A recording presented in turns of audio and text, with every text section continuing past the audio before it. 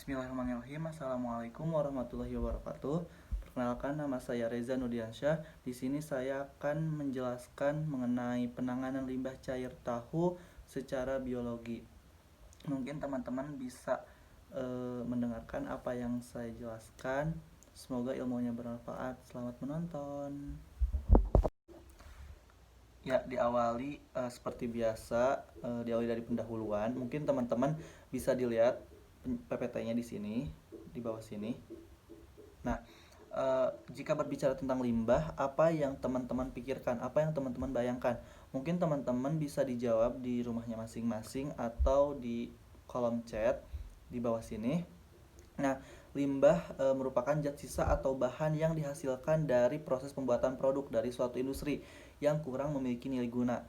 Limbah biasanya dibuang begitu saja tanpa dipikirkan apakah limbah tersebut akan mencemari lingkungan atau tidak. Bahkan sebagian besar orang tidak tahu jika limbah tersebut diolah lagi akan menghasilkan produk baru. Contoh limbah yang sering kita jumpai adalah limbah industri tahu. Nah, dalam catatan, saat ini Indonesia terdapat 84 unit industri tahu dengan kapasitas produksi lebih dari 2,56 juta ton per tahun, yang terbesar di Indonesia, terutama di Pulau Jawa. Nah, permasalahan yang ditimbulkan adalah dalam perkembangan industri tahu tersebut tidak diiringi dengan kesadaran lingkungan yang memadai. Industri tahu pada umumnya merupakan industri rumah tangga yang membuang hasil limbahnya secara langsung tanpa didahului dengan pengolahan begitu, sehingga menimbulkan pencemaran lingkungan. Limbah industri tahu ini dapat berupa limbah padat dan cair, tetapi limbah cair lebih berpotensi limbah cair lebih tingkat pencemarannya lebih besar daripada limbah padat begitu. Nah, telah saya sebutkan tadi bahwa limbah industri tahu umumnya terbagi menjadi dua bentuk limbah, yaitu limbah padat serta limbah cair. Yang pertama, limbah padat terlebih dahulu.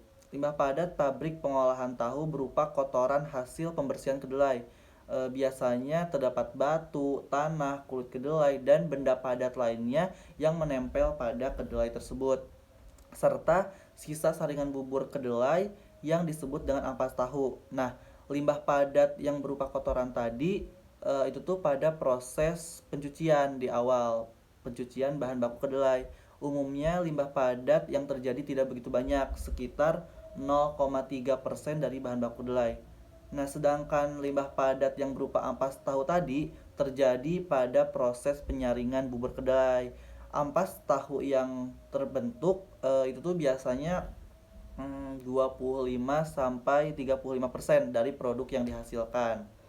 Nah, sedangkan berbicara tentang limbah cair pada proses produksi tahu, itu tuh ada dari proses perendaman, pencucian kedelai, pencucian peralatan yang dipakai buat produksi tahu, lalu penyaringan serta pengepresan, dan terakhir pencetakan tahu.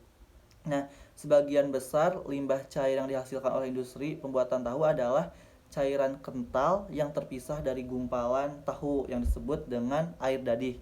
Nah, cairan ini tuh mengandung kadar protein yang tinggi dan dapat terurai cepat gitu.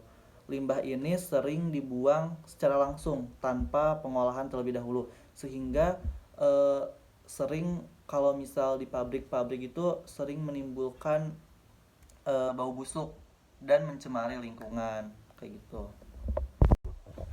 Nah, dari jurnal yang telah saya baca nih bahwa kandungan limbah padat terdiri dari lemak, protein, karbohidrat, abu, serat kasar, serta air menurut Bapedal 1994. Nah, sedangkan menurut Udin Jabu 1991 bahwa komposisi limbah cair tahu sebagian besar terdiri dari air sekitar 99,9%, dan sisanya terdiri dari partikel padat terlarut dan tidak terlarut kayak gitu. Partikel-partikel padat tadi terdiri dari zat organik maupun zat anorganik. Dan zat-zat organik tadi terdiri dari protein, karbohidrat, serta lemak. Mungkin akan saya cantumkan lagi persentase dari kandungan yang telah saya tadi sebutkan, kayak gitu.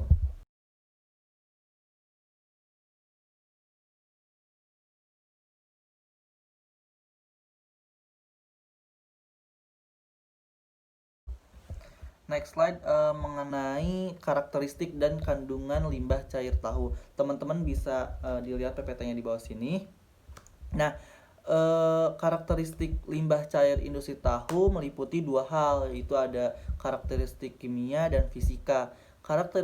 Karakteristik fisika meliputi padatan total, padatan tersuspensi, bau, suhu, serta warna. Sedangkan karakteristik kimia meliputi bahan organik seperti COD, BOD, TOC, oksigen terlarut atau DO, minyak atau lemak, nitrogen total, dan lain-lain. Eh, Bahan anorganik seperti pH, timbal, sulfur, terus besi, tembaga, dan lain-lain, serta gas kayak gitu. Nah, kemudian kandungan-kandungan apa saja sih yang terdapat pada limbah cair tahu? Yang pertama, bahan-bahan organik yang tinggi seperti protein, asam amino. Yang kedua, BOD, COD, serta TSS yang tinggi. Yang ketiga, senyawa-senyawa organik berupa protein kisaran 40 sampai 60%. Lalu ada karbohidrat sekitar 25 sampai 50%. Dan yang terakhir kisaran 10% kayak gitu. Lalu yang terakhir bertambah lama-lama bahan-bahan organik dalam limbah cair tersebut, maka volumenya akan semakin meningkat kayak gitu. Kemudian gas-gas yang ditemukan dalam limbah cair tahu adalah yang pertama ada O2 atau oksigen, lalu ada H2S atau hidrogen sulfida, lalu ada amonia, lalu ada karbon dioksida, dan metana. Gas-gas tersebut berasal dari dekomposisi bahan-bahan organik yang terdapat dalam limbah cair tersebut kayak gitu. Lalu senyawa organik yang berada pada limbah adalah senyawa yang dapat diuraikan secara sempurna melalui proses biologi baik aerob atau maupun anaerob kayak gitu. Sedangkan senyawa anorganik pada limbah adalah senyawa yang tidak dapat diuraikan melalui proses biologi. Nah, next limbah cair tahu mengandung bahan organik berupa protein yang dapat terdegradasi menjadi bahan anorganik. Degradasi bahan organik dapat melalui proses oksidasi secara aerob akan menghasilkan senyawa-senyawa yang lebih stabil kayak gitu. Lalu dekomposisi bahan-bahan organik pada dasarnya melalui dua tahap, yaitu bahan organik diuraikan menjadi bahan anorganik. Bahan anorganik yang tidak stabil tadi mengalami oksidasi menjadi bahan anorganik yang stabil. Misalnya amonia mengalami oksidasi menjadi nitrit dan nitrat kayak gitu. Sebelum saya lanjut ke contoh nih, apakah teman-teman bisa memahami apa yang telah saya jelaskan tadi? Semoga teman-teman bisa dipahami dengan jelas. Jika teman-teman ada yang ragu atau ada yang perlu ditanyain, tulis aja di kolom chat. Nah, saya lanjutkan nih ke contoh kasus yang pertama. Teman-teman mungkin bisa dilihat nih di sini. Nah, kandungan rata-rata bahan pencemar dalam limbah cair tahu dari salah satu industri tahu di Surabaya nih. Saya ambil contohnya dari Surabaya. BOD-nya sekitar 5.389,5 mg per liter. Lalu COD-nya ada 7.050 mg per liter. N totalnya 161,5 mg per liter. Dan sampai ke pH mencapai 4,11. Nah, secara nasional, kandungan rata-rata tadi BOD, COD, serta TSS berturut-turut sebesar 3.250 mg per liter, lalu 6.520 mg per liter, dan yang terakhir 1.500 mg per liter. Nah, jika dibandingin nih dalam nilai ambang batas yang diperbolehkan. Tadi kan kasusnya di Surabaya. Sekarang jika dibandingkan dengan ambang atas yang diperbolehkan dalam peraturan yang telah diatur dalam peraturan KEP 51 garis miring Men KLH dan miring 10 garis miring 1995 untuk baku mutu limbah cair bagi kegiatan industri, yaitu BOD 50 gram mililiter per liter, COD 100 mg per liter, dan TSS 200 mg per liter. Dapat dilihat dengan sangat jelas nih bahwa limbah cair tahu tadi telah melewati ambang batas yang diperbolehkan. Nah, kira-kira nih apa sih yang perlu kita lakukan selanjutnya? Untuk itu, untuk memenuhi baku mutu yang dipersyaratkan tadi, yang telah diatur tadi, limbah cair pada tahu tersebut harus diolah dengan menggunakan teknologi yang tepat. Kayak gitu. Selanjutnya saya akan menjelaskan teknologi apa sih kira-kira yang dipakai buat pengolahan limbah cair tersebut sehingga sesuai dengan baku mutu yang telah dipersyaratkan. Next. Ya, teknologi yang dapat digunakan dapat dilakukan dalam proses dengan menggunakan prinsip In5, yakni peningkatan efisiensi proses produksi sehingga limbah yang keluar tadi dapat dikurangi kandungan organiknya dari sejak awal. Sedangkan teknologi yang menggunakan prinsip N5 juga itu diperlukannya mengolah limbah supaya memenuhi baku mutu atau bahkan digunakan kembali menjadi produk yang baru atau produk yang lain atau waste to product, contohnya energi atau istilah lainnya waste to energy kayak gitu. Teknologi saat ini pada zaman sekarang memang semakin berkembang, telah memungkinkannya bahwa limbah cair tahu ini dapat diproses kembali menjadi energi yang dapat digunakan untuk memenuhi atau menggantikan bahan bakar dalam memenuhi kebutuhan energi harian masyarakat kayak gitu. Nah, reaktor anaerobik TIFO fixed bed ini mungkin dalam pengolahan limbah cair industri dapat menurunkan kandungan polutan agar dapat memenuhi baku mutu yang telah ditetapkan tadi. Nah, yang telah saya jelaskan tadi bahwa pengolahan limbah cair yang mengandung bahan organik secara biologi pada umumnya dilakukan dengan memanfaatkan aktivitas mikroorganisme yang dikondisikan secara terkontrol. Salah satu cara pengolahan limbah cair ini adalah menggunakan sistem reaktor anaerobik lekat terendam dengan media penyangga tetap atau istilah lainnya itu anaerobic fixed bed reactor kayak gitu. Nah, akan saya sampaikan juga bahwa reaktor ini dikenalkan pada tahun 1987. Bioreaktor ini adalah reaktor yang terdiri dari tangki berisi bahan pembantu berupa material penyangga tetap atau media kayak gitu. Fungsi daripada material penyangga atau media ini adalah sebagai tempat menempel atau rumah mikroorganisme sehingga mikroorganisme tadi tidak ikut terbawa cairan sisa buangan atau efluen yang keluar dari reaktor. Nah, next slide. Jadi proses yang terjadi pada reaktor anaerobik TIFO fixed bed tadi adalah air buangan yang akan diolah dialirkan ke dalam reaktor melewati media. Nah, pada reaktor ini dicapai waktu tinggal yang pendek dan beban organik yang tinggi, sehingga akibat pertumbuhan biofilm pada permukaan media. Tidak semua bakteri melekat pada media. Bakteri yang melekat pada media berada pada ruangan di antara media sehingga kecepatan aliran harus dijaga agar tidak terlalu cepat karena akan mengakibatkan bakteri-bakteri tersebut terlepas dari media dan terbawa keluar kayak gitu. Nah, dalam dalam penelitian ini peralatan utama yang digunakan adalah satu unit reaktor tipe fixed bed atau reaktor lekat diam terendam, pH meter, lalu ada gas meter, spektrofotometer, serta oven kayak gitu.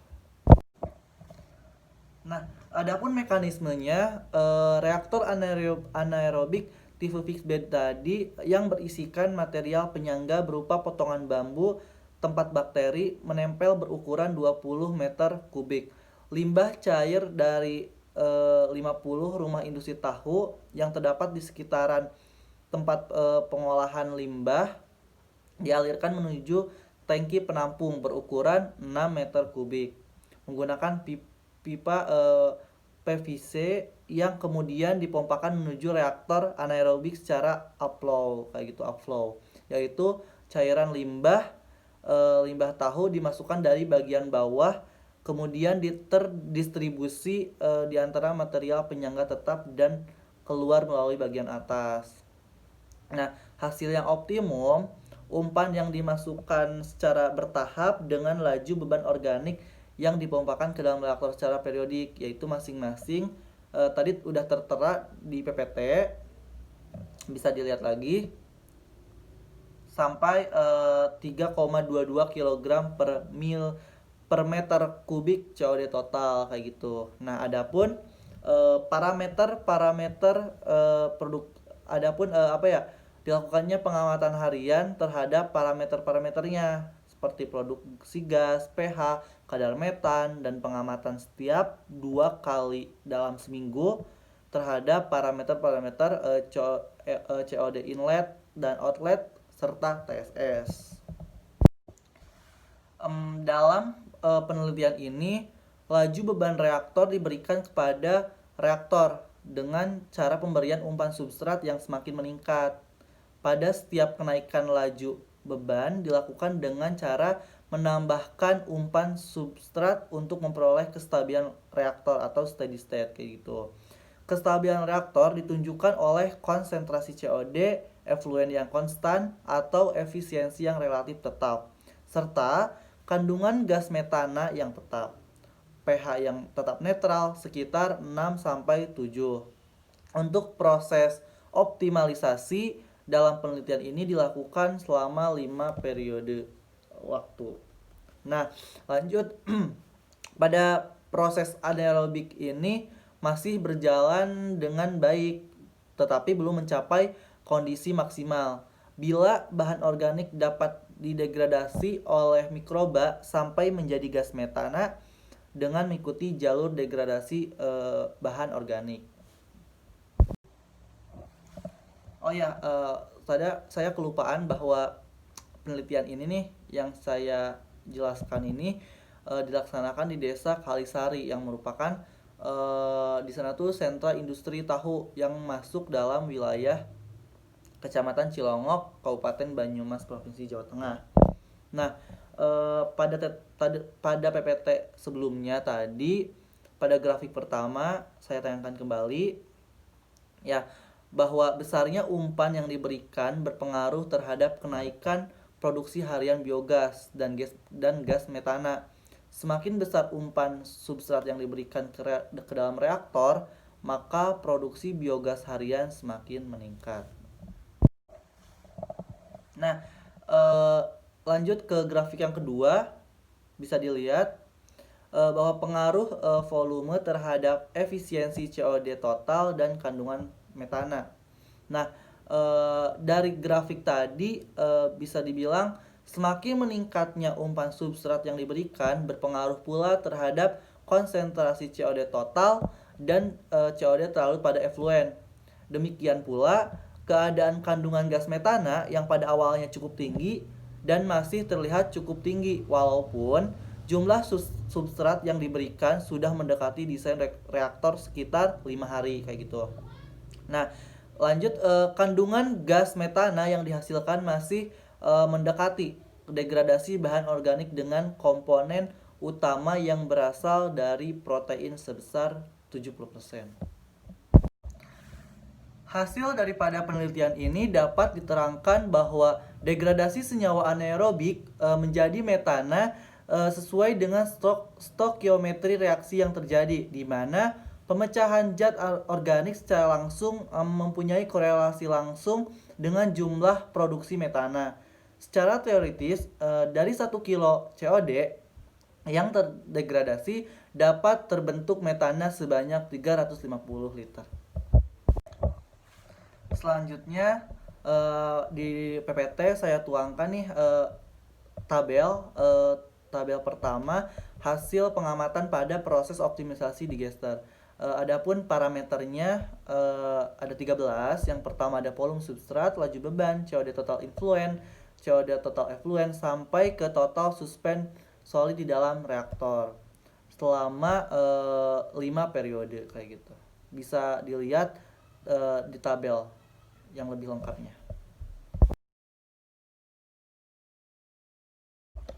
Nah, lanjut pada gambar kedua terlihat umumnya 85-95% COD keluaran air limbah agroindustri dapat terbiodegradasi secara anaerobik seperti ditunjukkan oleh neraca karbon. Nah, mungkin teman-teman bisa nih dilihat gambar kedua mengenai neraca karbon untuk proses biomentasi kayak gitu. Pada gambar kedua juga terlihat bahwa lebih dari 80% karbon diubah menjadi biogas dan hanya 5-10% digunakan untuk produksi biomasa. Selanjutnya, sintesa biomasa tertinggi terjadi pada air limbah karbohidrat, sedangkan sintesa lebih rendah pada limbah asam dan lemak kayak gitu. Nah, sekarang kita fokus pada grafik yang ketiga. Grafik yang ketiga menunjukkan hasil pengamatan pH influent dan pH effluent selama 5 periode. Nah, mungkin sekarang kita lihat dulu nilai pH influent yang berada pada rentang 3,90 hingga 5,02. Memang sesuai dengan karakteristik limbah cair tahu yang cenderung bersifat asam. Nah, kandungan asam ini diperoleh dari mana sih? Diperoleh dari proses produksi yang melibatkan pengecutan dalam tahap penggumpalan atau koagulasi sari tahu menjadi padat. Namun, setelah diproses dalam reaktor biogas, kondisi asam justru dapat dikendalikan. Hal ini penting karena pada dasarnya pengendalian pH dalam reaktor sangatlah menentukan unjuk kerja reaktor itu sendiri. Hal ini disebabkan oleh kompleksitas mekanisme degradasi senyawa organik oleh kemampuan degradasi konsorsium mikroba di dalam reaktor. Nah, kemudian kita lihat nih dari kondisi pH effluentnya. Kondisi pH effluent pada setiap periodenya sangat dipengaruhi oleh kandungan asam-asam lemak organik kayak gitu. Lalu pH effluent masih dalam kondisi netral yang menunjukkan bahwa reaktor masih berjalan cukup stabil, yang menunjukkan asam-asam organik tadi yang terbentuk seperti asam asetat terkonversi menjadi gas metana. Kisaran pH effluent sendiri antara 6,08 sampai 7,28 kayak gitu. Nah, lanjut pada slide berikutnya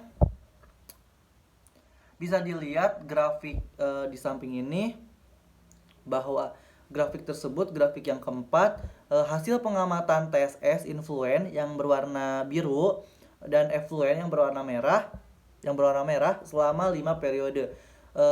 Bisa disimpulkan bahwa kondisi padatan tersuspensi atau total suspend solid atau dikenal TSS pada effluent pada grafik yang warna merah selama pengamatan berlangsung dan selama pengoperasian berlangsung menunjukkan keadaan yang konstan. Hal ini disebabkan pada awal pengoperasian reaktor sebagian awal padatan terperangkat pada support material dan masih tetap melekat dengan baik sampai dengan akhir kriteria desain untuk waktu tinggal 3 hari. Hal ini memperlihatkan reaktor cukup stabil dan tidak terjadi washout atau keluarnya mikroba dari dalam reaktor. Alhamdulillah sudah di ujung pembahasan nih teman-teman. Apakah teman-teman bisa mengikuti, bisa dipahami apa yang telah saya jelaskan tadi? Nah, kemudian dari beberapa yang telah saya jelaskan tadi dapat disimpulkan bahwa Limbah cair organik dengan konsentrasi yang tinggi dapat diolah secara biologi dengan menggunakannya reaktor anaerobik tipe fixed bed atau reaktor anaerobik lekat diam. Lalu jenis teknologi ini tidak membutuhkan energi yang tinggi, lalu rendah nutrien serta produksi sludge rendah kayak gitu. Dan kemudian material penyangga mempunyai peranan yang penting dalam unjuk kerja reaktor. Mungkin itu informasi tambahannya yang dapat saya sampaikan. Mohon maaf apabila dalam penyampaian materi ada yang kurang jelas atau ada yang typo, mohon dimaklumi. Mudah-mudahan apa yang saya sampaikan dapat bermanfaat. Kurang lebihnya mohon maaf. Mungkin buat teman-teman apabila ada yang perlu ditanyakan, tanyakan saja di kolom chat. Mangga langsung aja diketik. Sekian dari saya. Wabillahi taufiq wal hidayah. Wassalamualaikum warahmatullahi wabarakatuh.